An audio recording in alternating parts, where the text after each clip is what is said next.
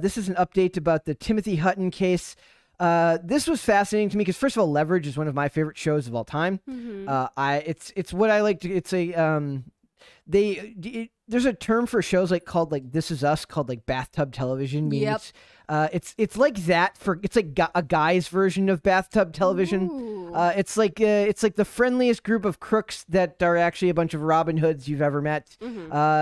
Probably Aldous Hodges, best role. Gina Bellman, Christian Kane, and then Beth Riesgraf, who's also very, very cool. But that show was from 2008 to 2012. Very, very, very good. And Timothy Hutton played the Nate Ford, the leader of this crew. And his run as the character is very tragic, but very endearing. But seeing this happen to him, because when they announced they were bringing the show back, right? The show Leverage, they brought back as a show called Leverage Redemption. It was like an IMDb original show, which I didn't know IMDb had their own original shows. Can't stop IMDb. I know, right? So, but then he was taken off the show because he had a sexual assault allegation levied against him from 1983. And so this article says, and it's from the AV Club, and says, Timothy Hutton is suing the producers of IMDb TV, the TV series Leverage Redemption. According to Variety, the Oscar-winning actor alleges that his contract was breached when he was dropped from the show after a sexual assault allegation that was levied against him in a report. In the report published in March 2020 by BuzzFeed News, they wrote that a woman came forward to the Vancouver Police Department alleging that Hutton raped her in 1983 when she was 14 years old. The woman, Sarah Johnston, said that she and her friends were invited back to Hutton's hotel room where the actor allegedly assaulted her. Hutton denied the allegations, saying they were patently false and designed only to extort money from him. British Columbia prosecutors did not press charges against the actor. Which is notable. It's important, but also, how could they? That many years later? I mean, I guess they did it to Weinstein, right? Yeah, it works both ways, right? On the one hand, maybe there wasn't enough evidence. Maybe they couldn't move forward. What evidence would there be that much later? Yeah, I mean, this is why it's so important, and why you have to go. Why it's so awful. Come forward. But you have to come forward right away. But it's also notable if they did as much as they could, and to the best of their ability, were we able to say we don't have enough evidence. I would love to see a statement from them about this to sort of see what context they presented the fact that they weren't pressing charges. Yeah. So it says, when the BuzzFeed News piece was released, Leverage Redemption had been picked up as a revival of the 5-season TNT show Leverage, and Hutton was prepared to reprise his role as Nate Ford. After the allegations came to light, however, the production company, Electric Entertainment, cut him from the rebooted series. Ultimately, Hutton was replaced by Noah Weil. Noah Weil played, he's in the show The Librarians, and he played the librarian in all the TNT movie, The Librarian movie. Hutton alleged that Electric Entertainment failed to investigate the sexual assault allegations and ignored evidence that Hutton's representative showed, which challenged the claim per Variety. The suit alleges that Electric Entertainment violated Hutton's pay or play provision in his contract, and that the production company owes him about $3 million. So what's interesting about this is that I don't think... So say they investigate it, right? The damage is done. They're even if they found he's not in it, so even if but I'm saying the damage is done to him, just via the allegation. Say they find strong, overwhelming evidence that it likely wasn't him. Maybe he's got plane tickets that prove he wasn't where they said he wasn't. Right. It doesn't matter. The allegation's already been made, and that taints the launch of the show. So they're likely going to distance themselves as far as possible just because of the bad optics of it. Yeah, I understand that would be the decision. I mean, they are in Canada, so technically I can't use this standard. Yeah. I'm sure it's similar, but, he was never convicted of a crime. And I think that taking a new look at the way we evaluate sexual assault allegations is really important for victims of these kinds of crimes. Yes. But I also think that we need to keep in mind that an allegation is not the same thing as being proven to have committed a crime, and we believe in innocence until guilt is proven. And technically, a knowingly false allegation makes the other person a victim. Yeah, well, it's a crime, and it's he a crime. could sue on multiple levels. It's just hard because you don't want to say, how could they do this to him? Or why wasn't he arrested? Because we don't know what happened. Exactly. Again, I wish that this, and maybe the BuzzFeed News article has it, but I would be curious to see what the specific statement about it from the British Columbia prosecutor's office was. Because I do think if he didn't do this, like, good for him for suing. Like, not just because there were, especially at the peak of Me Too, a lot of people who were like, I need to just like, I can't say anything right now. And so I need to say nothing at all. And they were fiscally as well as like socially damaged because of that. Literally extracted from them. Right. The inability to fight back. Yeah. The inability to defend yourself, because in this day and age, allegations is the same thing to a lot of people as evidence. Right. And that's dangerous. And it's dangerous too for the people who really do make allegations that are credible. Yes. I'm not saying this person wasn't. I That's obviously exactly. have no idea. Nobody's saying that this didn't happen. We're saying that there's a problem in the process now. Yeah. Where yes, he may have done this, he may not have, but good people get caught up in this as well. Right. And it's a lot harder for a lot of people to woe is me with an actor who's making, I think they say down here, he had an oral agreement that he had been making $175,000 an episode. But that's the thing when he's like, this is designed to target money for me. Like, it came out after that was announced, which is like, you could say she saw that he was getting paid a lot of money and could go after him, or you could say his name was in the press and it sparked this memory that maybe she was not willing to confront. Yes. It's really hard to say. I am interested in the fact that he is taking legal action against them. To me, that would indicate a certain level of confidence in the fact that he did not do it. Again, that's not really the point of what we're talking about. No. But to me, it is really about, like, every person now has to live in fear. And nobody's saying I'm not going to be one of those people that says how often stuff like this happens, but in an era where allegations are held in a higher regard than your own defense against the allegation, you have to live in fear that you want to get known and you want to make money, but you don't want to get too known or make too much money and become a target. I think it's hard because when we hear the allegations, we're often asked, like, well, what if it had been your sister or your girlfriend It's emotionally or your cousin, visceral. right? But You then have the an other emotionally visceral- side is like, when people are accused, what if it was your brother or your boyfriend or your son or whatever? You know what I mean? Like, I wouldn't want someone to be falsely accused and have to just lose an opportunity like this if they didn't do it. And so that's why it is difficult without more information from the context of the prosecutor's decision not to press charges. Yep. You know, like, they're saying they didn't press charges, but were charges ever filed against him? Did they have enough she evidence? Made the complaint. She made the complaint, but that doesn't mean that there was enough evidence. You know what I mean? So it said that she made the complaint, but they opted not to move forward with charges. Which, you know, again, is if it's just a very difficult situation for both people. It is. This ends up being one of those topics where you really, it's like you feel like you have a lot to say, but there's almost like, what do you say? In these situations. So it says, in a statement, Electric Entertainment said that though it hasn't been served yet, Hutton's suit is without merit. We take allegations of sexual assault very seriously, especially when children are involved. Despite dealing with these allegations for years, Mr. Hutton failed to disclose them to us before or during negotiations for him to reprise his role in leverage redemption. I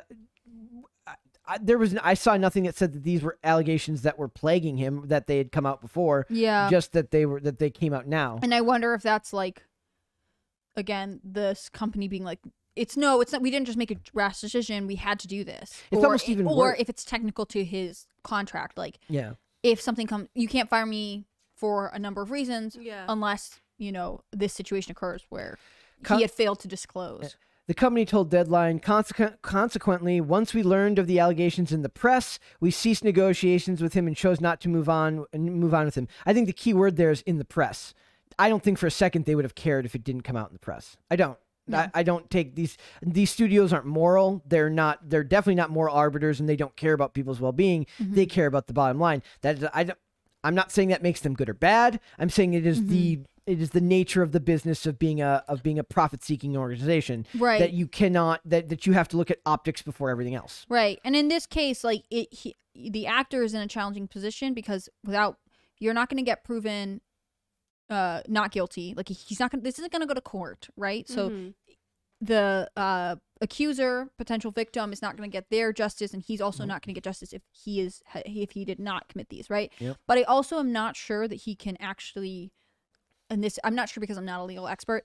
I'm not sure what rights to sue BuzzFeed for libel or defamation he has, right? Because if BuzzFeed is unable to verify her claims, that means that they're there's in the U.S. you're not allowed to publish knowingly false information to harm someone's reputation. How do you prove that it was knowingly false? Well, so you could potentially argue that BuzzFeed followed up and was like, okay, we need to find if he go back to the hotel and make a good faith effort to see that he had a room there or something. You know, it's the same way police would find it very difficult. It would probably be hard for BuzzFeed. Yeah. In the context of this woman is making this claim and we're just reporting the fact that she's claiming it, like, but again, he's in a difficult position because if he didn't commit these crimes, it's now very difficult for him to clear his name. Yeah. There's very little legal recourse. So suing the company is sort of the best on-way record to be like, I didn't do that and I was unfairly harmed because of this. It's these situations are always very like I always kind of recoil at covering this stuff because I don't want to appear to take sides on either end of the spectrum. I don't know that we inherently don't know what happened, so we can only posit our educated guess. Not even guess, but you can only look at the information you have in front of you and analyze that and try not to play favorites based on emotion or preference. I think it's good that you bring it up though, because we do need to understand that just like we would want people who are potential victims of sexual assault or anything like that, we want them to understand what their legal recourses are. We would also want someone who has been damaged by a claim to know what their legal recourses are, because we ultimately want everyone to have justice, not just some people in some cases. Exactly. So this is an update from 3-1. It says, in a statement to the AV Club, Dale Kinsella from Hutton's legal team wrote, "This is a flagrant and pretextual breach of an agreement that had been done for weeks before Electric Entertainment decided there was no deal. Worse, Electric made this decision without any investigation whatsoever. While nobody relishes the prospect of litigation, this course of action is the last resort to hold Electric Entertainment accountable for its obligations. We look forward to presenting our claims to a jury and are confident it will reject Electric's purported reliance on unsubstantiated and frivolous charges." I also read somewhere, I don't remember, it's like there was no morals clause in his contract, but you can't prove it one way or the other. So what moral, like whose morals? The moral of the person who accused him, the morals in the eye of the law? Yeah. Like, what does that even mean? And like allegations are different from convictions, yes. right? Well, that's what I'm saying. Like, morals based on what somebody else said happened, morals based on what the eyes of the law said happened. Who knows? So and like, if you don't do anything like this on set, but you're just generally unpleasant to work with because you curse at everyone, do you get fired for a morals clause? Like, that's not treating people respectfully. Morals clause, I can only imagine, are very difficult to write, and that might be why there's not one. But to that end, like, they can't then be like, we can't believe he violated our standards. Morals clauses were more common in like fidelity cases in marriage. Well, marriage has infidelity clauses. Infidelity clauses. Okay. I think marriages inherently have like a built-in agreement. You can't do this, right? So if you're unfaithful in a marriage, like, marriage That's comes the whole with point a of the built-in moral system. Whereas like, if you are a studio, every company defines their morals differently, right? Yep. So I just have this Hollywood Reporter article as a supplement. It says, Timothy Hutton to face no charge for 1983 rape allegation. British Columbia prosecutors have declined to bring charges against the Hollywood actor stemming from a 2019 criminal complaint by a Canadian ex-model and former child actor. Canadian prosecutors will not bring criminal charges against the Hollywood actor Timothy Hutton after a Canadian ex-model and former child actor alleges that he raped her in 1983 when she was 14 years old. The Hollywood Reporter has learned Timothy Hutton has officially been cleared by law enforcement of a criminal complaint filed against him. The Canadian authorities scrutinized the matter and found a glaring lack of support and proof of Miss Johnston's claims. Joshua Rosenberg, Hutton's U.S. lawyer, and Kinsella Weitzman told the Hollywood Reporter in a statement. Hutton's legal counsel was informed of the lead prosecutor's decision on July 7th and told that the case was now considered closed. Representatives from the British Columbia Prosecutor's Service were not available for direct comment. So that's like, they didn't just close the case because there wasn't substantial evidence. Like, they're saying he got cleared because there's a glaring lack of evidence. Yes. Like, to me, that has some legal weight to his case with the production company because like, they considered him cleared. Again, I would like to see the statement from the prosecutor's office, but like, that's not the same. Law enforcement agencies will come out and say we couldn't find enough evidence to move forward, which is a different message than this. It's just it says Sarah Johnston filed a criminal complaint with the Vancouver police in 2019 about the alleged incident that took place while Hutton was shooting the 1984 film Iceman, directed by Fred Schapisi. In Vancouver. Johnson claimed that she met the actor while with 3 friends, and they were invited back to Hutton's Vancouver hotel, where they were served drinks. Then Johnson claimed Hutton raped her while a friend watched. So I'm assuming they would have gone to this friend and looked for corroboration. I don't know how a witness claimed this old stacks up against physical evidence, but I have to imagine one of the first recourses as an investigator would be to go and try and corroborate the claims based on the person who she said was there. That person, unless they're like, I don't know that person's name, it was just one of his friends. You go speak to the friends she says she was with. If you can find them, maybe you can find some accounting records from the movie, because presumably if he's there to film, his hotel is paid for by the hotel or by the company. So therefore they can find a receipt that said yes, in fact, although that only proves he had a hotel room, it doesn't prove who's, it's very difficult. Yep. So it says 2 years ago, Hutton's lawyer told BuzzFeed News, which first reported the allegations, that the actor completely and unequivocally denies the story, that he never met Johnston, and that he was the subject of an extortion attempt. The age of consent in Canada is 16 years old now, but was 14 in 1983. That's why it's rape, not statutory rape. Yeah, so it says there is no statute of limitations for sexual assault, misconduct, or battery claims in Canada. Hutton won the Best Supporting Actor Academy Award in 1981 for his role in Ordinary People. Okay, but I just thought that this was it kind of puts a lot of perspective onto just how difficult it is to do the job of an investigator in a case like this. Not beyond what we're talking about the legal and moral ramifications of this, as far as a business, somebody who works in the entertainment industry, but just the to be given. If we're to say that what happened really happened, and this woman comes forward with 30-year allegations that have been weighing on her, and if we're following the through line that this happened, that she has all this pain and this emotional. Yeah, it's awful. So and now they're been given they have to carry the weight of trying to solve this that far out from the actual crime, just the amount of work that would go into it and how long of a shot that really is to really prove something like this. And generally, like, if this.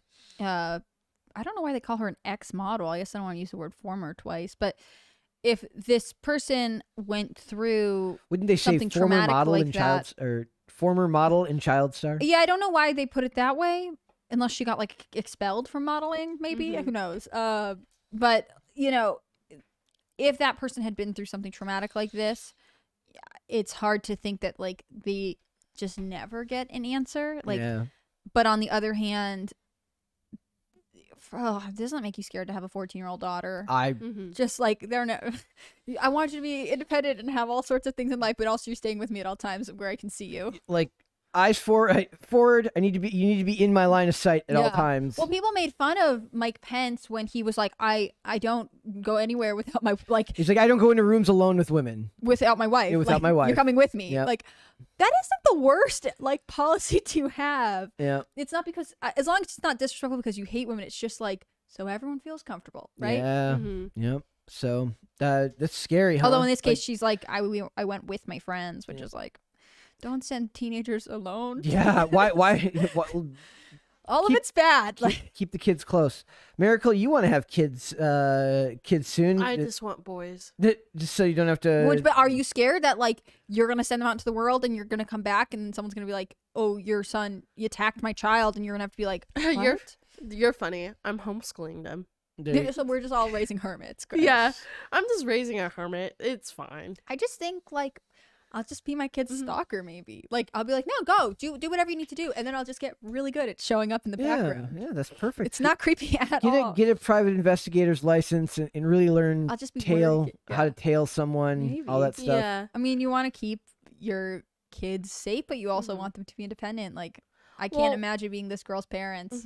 Well, it's just weird because, like, you don't know who's out there. So you can't keep 100% eye out on everybody else because like everybody always has two faces. Like there's one for work and then there's one for home, which is their private life. I literally take my face off and replace it. Yeah, I do too, because it just needs to recharge and stuff. No, the other part is like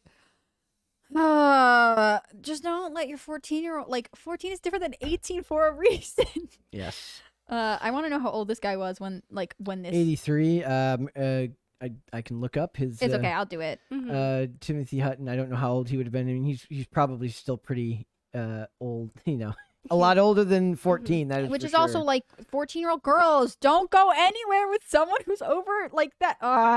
Well, it's because like kids are still impressionable, so they'll follow somebody who's like an adult. Yeah, and if at that time she's like a working child actor, I could see being like, you guys are here on a movie. Like, this is an important social connection I can make for my career. Well, I don't give them that much credit. I don't think they go that far in thinking.